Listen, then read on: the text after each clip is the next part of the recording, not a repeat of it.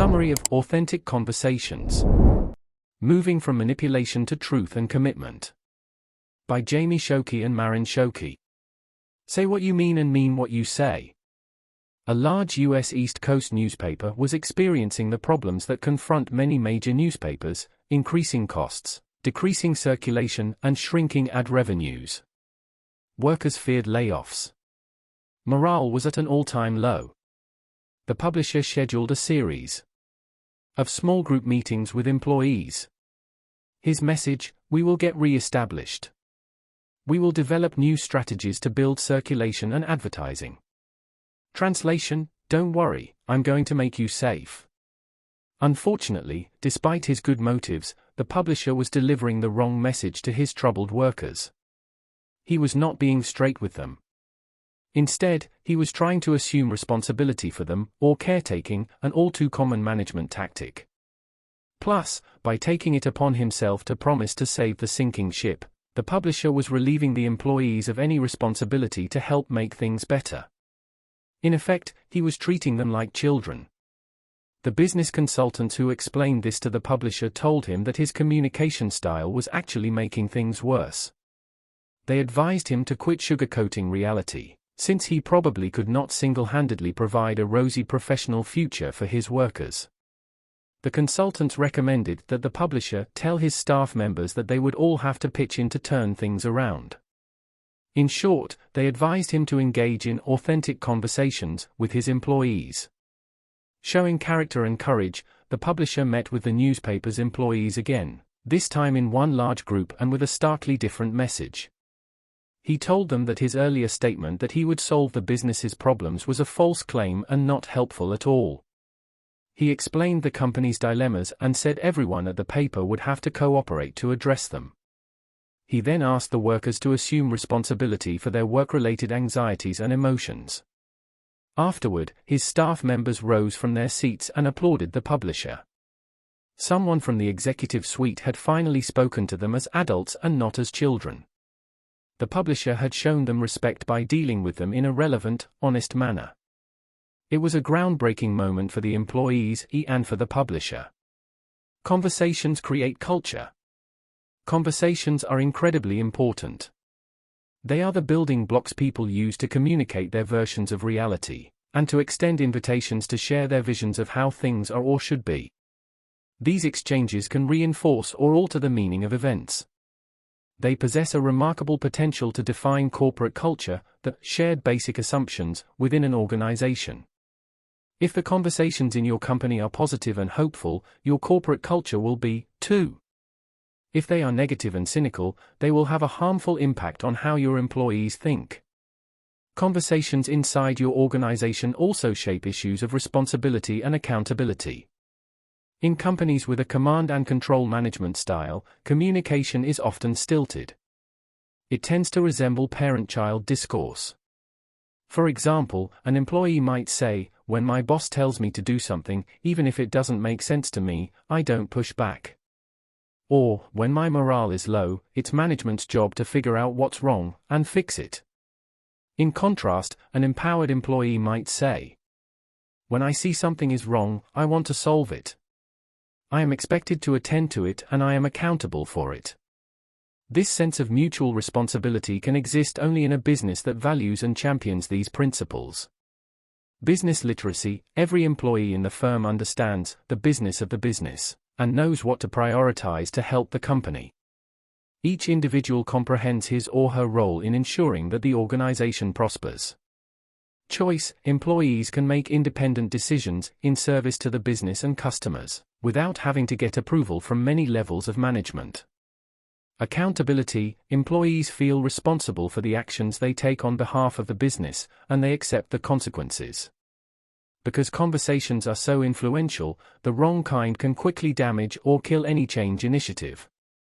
Don't assume that what executives say to each other in boardrooms, auditoriums, or meetings rooms, or what they post on company bulletin boards, determines the scope of corporate discourses. The most powerful exchanges take place in bathrooms, on factory floors, in hallways, in restaurants, at bars after work, and in other informal settings. These conversations define your firm's culture. To have a positive impact on how people think and act at your company, foster meaningful conversations among employees and top leaders. Don't expect to improve your business without taking this step. Promoting authentic conversations in your company honors choice, which is vital to your staff members' happiness and satisfaction. Employees who believe they have a say at work feel engaged and committed. If you rob your people of choice, example, by commanding, "Do it my way," or else, they will quickly turn into embittered cynics. They may goldbrick at work, pilfer from the organization, come in late or leave early. They might speak out against the company to anyone who will listen. As a result, turnover at your firm could increase, and morale, productivity and customer service could deteriorate. To avoid such problems, have open, honest conversations with the people on your staff. In work as in life, being straight with others is always best. Creating new conversations. Initiating authentic conversations takes courage. A genuine discourse requires you to follow the path of most resistance. Manipulating, cajoling, and persuading are easy in comparison. In those cases, speakers use language to get their way. They may rhetorically box other people in or even batter them with claims of superior logic or undeniable facts. The problem is that most people would rather make up their minds independently. They have opinions and they resent one-sided communication. Put away such tactics as selling, bartering, and convincing. Be direct with your employees. Make 8 personal commitments to be sure you make a point of. 1. Recognizing others as free and accountable. Get rid of the time clocks, the rigid personnel policies and the performance evaluations. They send the wrong message to your employees. Your workers aren't irresponsible children you must monitor, coerce and control. Respect your people enough to let them be accountable for their actions at work. 2. Choosing engagement over manipulation. People are not objects you can control. Always communicate with others openly. Sincerely engage with them, don't be manipulative. Make your watchword collaboration, not selling or winning. 3. Using language for disclosure over effect. Do you use language to communicate or to deceive? Are you upfront about your goals or do you try to hide your agenda? To achieve authentic conversations with others, put it all on the table. People won't help you if they don't trust you. Earn their cooperation by being honest and direct.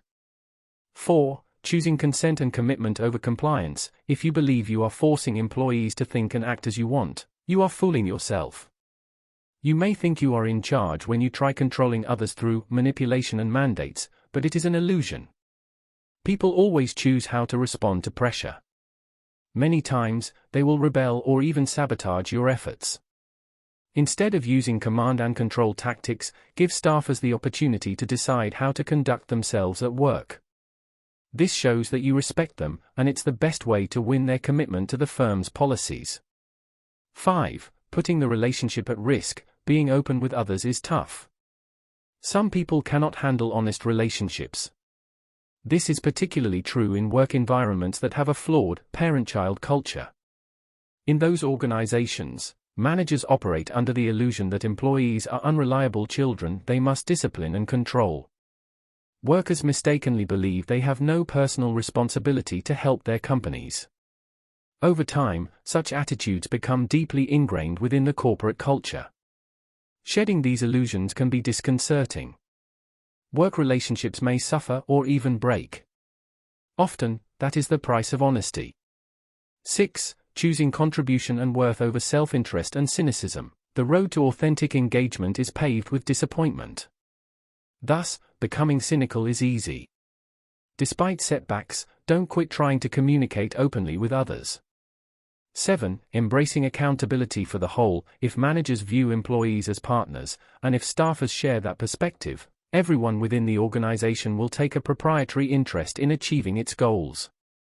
As a result, everyone will be willing to make a contribution so the company can prosper. 8. Willingness to grieve and let go. All employees should see themselves as independent, responsible people who are accountable for their actions. That is your organizational goal. Achieve it through honest conversations. At the same time, staffers must begin to understand that the company cannot guarantee outcomes. Even though they may have good attitudes and work hard, they might not achieve the rewards they expect. Staff members and their managers must accept the fact that sometimes things do not work out as hoped and planned. Structuring an authentic conversation. Authentic conversations are not easy. They require conscious intention, constant attention, and regular use. Like most skills, you must work at being honest to achieve proficiency. Avoid slipping into such harmful conversational habits as manipulating information, threatening, blaming, caretaking, arguing, and prescribing. Instead, be sure to extend goodwill to the other person. That step is the bedrock of all authentic conversations. Be clear and direct, listen actively, and stay connected. Pay attention to your emotions and the other person's. Heed these steps.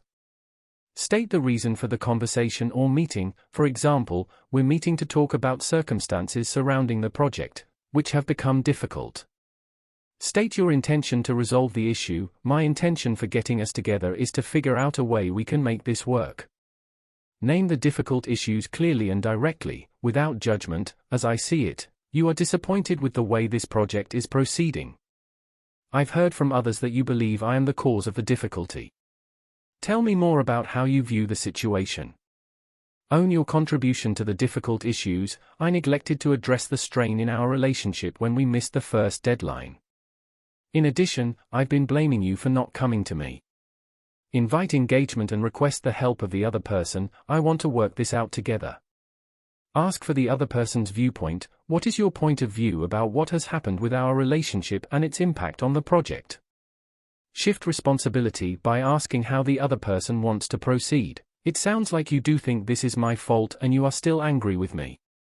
How do you think we should proceed? Authentic conversations are not magic bullets, but they can be transformative. These honest adult discourses are meaningful because the participants do not sugarcoat information. They help you and your co-workers mutually face difficult problems in a mature, constructive way. Acknowledge and respect everyone's viewpoints in conversations with your co-workers. Resolve difficult issues and improve problematic relationships by encouraging employees with different perspectives to voice their thoughts openly. Foster a new sense of shared purpose. Build your feelings of hope and commitment, and resist becoming cynical or retreating. See each authentic conversation as an opportunity to improve the culture of your company.